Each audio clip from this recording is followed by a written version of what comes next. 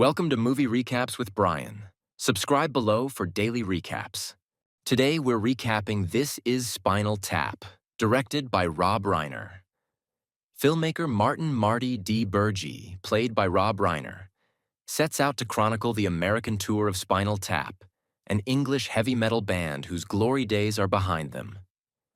The band is led by childhood friends David St. Hubbins, played by Michael McKean, and Nigel Tufnell, played by Christopher Guest, on vocals and guitar, along with bassist Derek Smalls, played by Harry Shearer, keyboardist Viv Savage, and drummer Mick Shrimpton.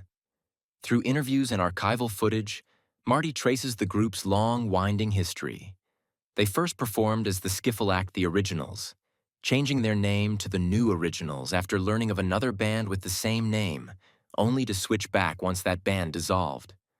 Reinventing themselves as the Thamesmen, they scored a hit with the 1960s pop single Gimme Some Money, before transforming yet again into Spinal Tap, and briefly breaking into the charts with their psychedelic anthem, Listen to the Flower People.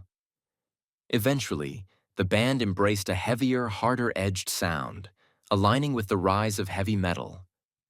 Spinal Tap's legacy, however, is marred by a notorious pattern. A series of drummers who died under bizarre circumstances, including one who perished in a gardening accident, another who choked on vomit, not his own, and a third who mysteriously exploded on stage.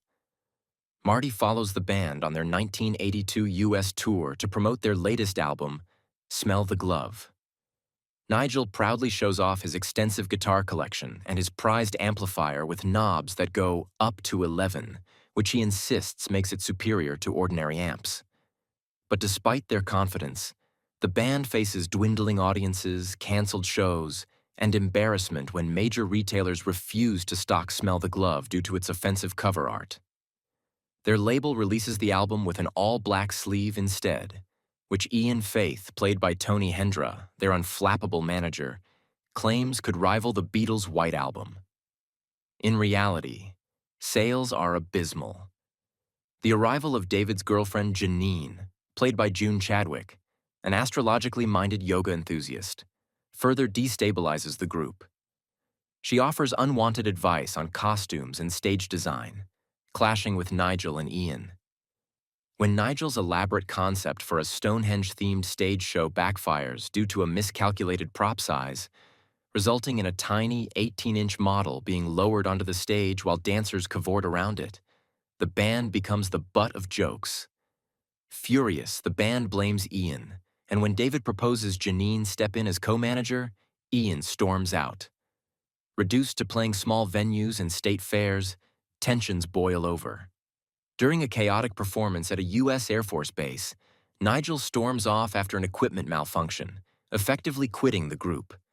Forced to continue without him, Spinal Tap attempts an ill-fated foray into experimental improvisation with a jazz odyssey, only to be met with confused silence from the crowd. David and Derek quietly discuss breaking up the band, considering side projects like Saucy Jack, a Jack the Ripper-themed musical. On the final night of the tour, Nigel reappears backstage with surprising news. Spinal Tap's song Sex Farm has become an unlikely hit in Japan, and Ian is eager to reunite with them for an international tour. Though David resists at first, he relents mid-performance, inviting Nigel back on stage in a moment of reconciliation that excites the audience but alienates Janine. As the band plays triumphantly, fate once again strikes. Drummer Mick spontaneously combusts, adding to Spinal Tap's dark legacy of doomed percussionists.